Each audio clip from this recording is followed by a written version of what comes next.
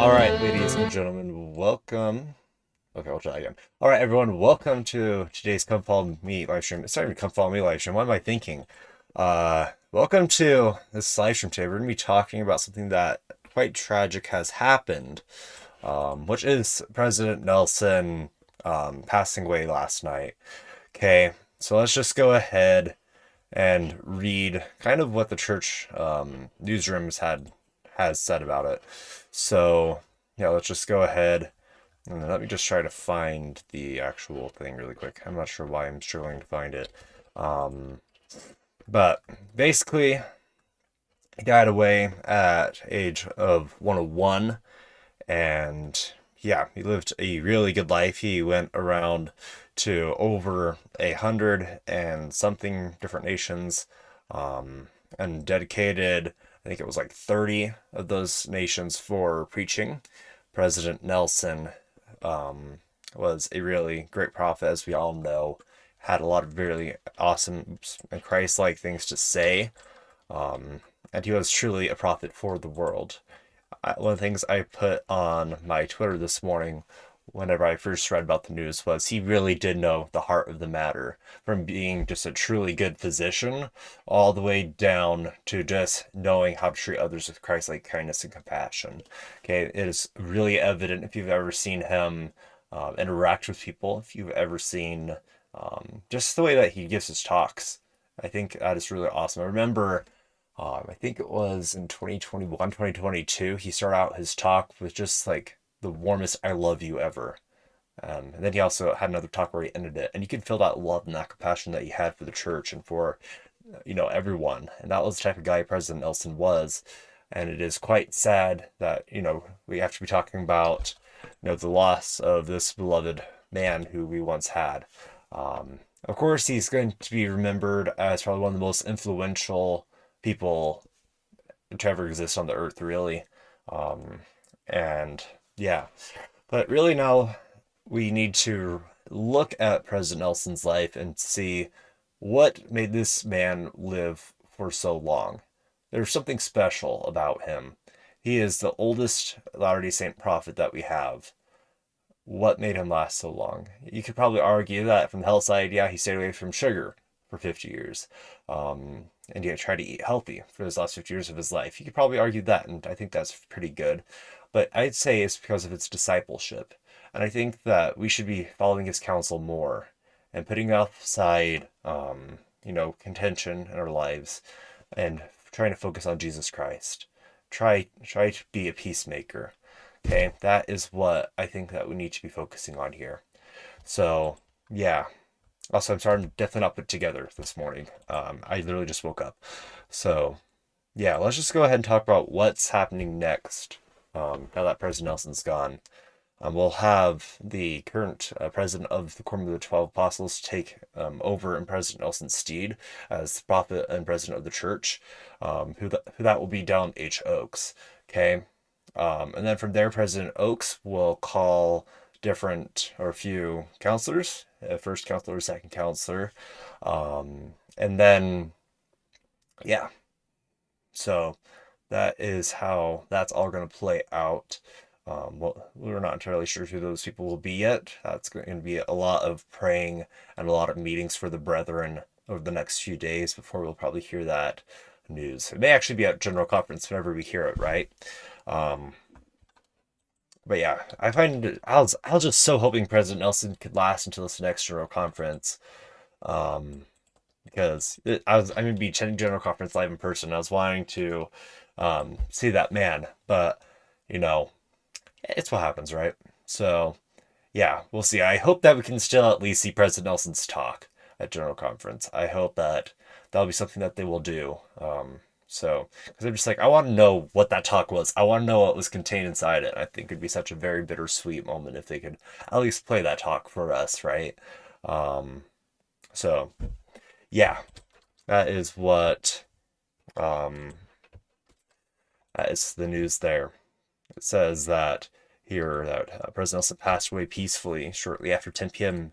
Mountain Standard Time at his home in Salt Lake City. So he passed away peacefully, and yeah, I would watch this video with you guys, but you know, copyright kind of prohibits me from doing that. But you know, truly an awesome guy here that we had to deal with. Something that most people don't know about him is he did serve in the Korean War. In the Korean War, there were different medical hospitals called NASH camps, and President Nelson went to every NASH camp that there was in Korea and taught them open heart surgery processes, which is something that I find quite cool. He doesn't really talk about that a whole lot, but you know, I'd look up to him for that. But yeah, I mean, there he is right there. So, yeah, it's crazy that he's gone now, right? It's just crazy. I mean, we're looking at him here in Jerusalem. So, yeah, I mean, what a man of a lot of accomplishments. He's truly one who has changed the world, and something that we need to make sure that we don't forget, right? So my encouragement to you guys is just let's just take the time to look back at what he's taught and try to apply three of his teachings to our lives. So that's kind of my invitation to us as we mourn the loss of our prophet today. So yeah, we'll see what happens with President Oaks. I'm super excited for the future of the church. But this is definitely going to be a chapter of the church where it's definitely be a chapter of the church that's different, that as compared to the other chapters of the church. With President Nelson, being there, like he did so much under his mantle. I think we gained additional 13 million members or something like that. I may be getting that number wrong off the top of my head. And there's been a lot of temples that have been announced. So I'm interested to see what happens here. I'm not sure President Oaks will continue in that stead of announcing a lot of temples. I hope so. But we'll see. We'll see. Okay, we definitely need more temples. But what President Nelson has been able to do here is just remarkable. Let's actually just go ahead and see really quick. Let's just go ahead and look at the temples. Okay, 1 second. Let me just go to here. Okay, I promise there isn't really a lot of technical difficulties. I just have to sign in, and I don't want you guys to see me stuff. Actually, wait. Oh, I did not need to go there. What the heck? Okay. 1 second. All right, let's just go there. I'm not sure why it's doing that to me. Okay, let's go back to where we were, right there.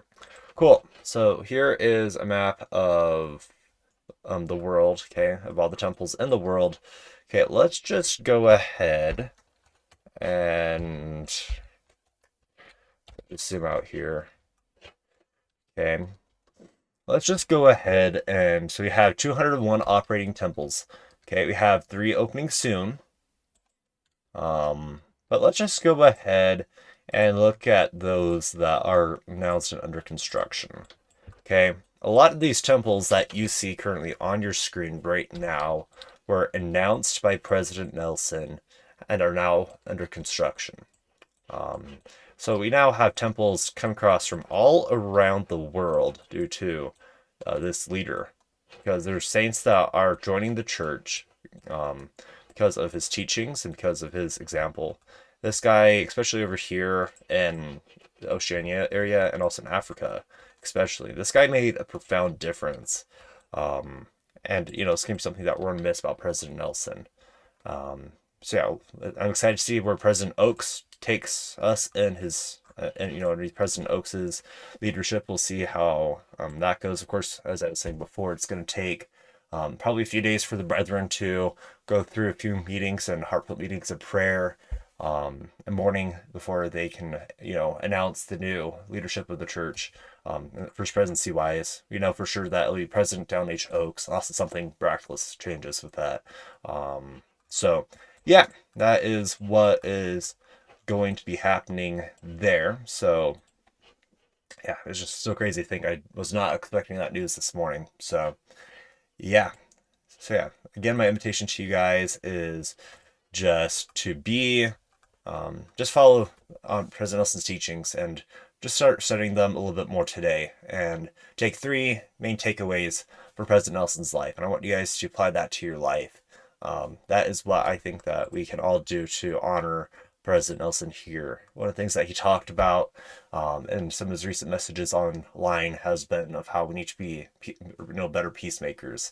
Maybe we need to try to figure out how to implement that a little bit more into our lives. So yeah, I will be back here sometime this afternoon/evening to do Come Follow Me.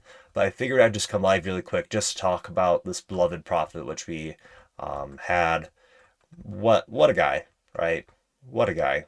A true heart for every single person. He really did know the heart that mattered. So, yeah.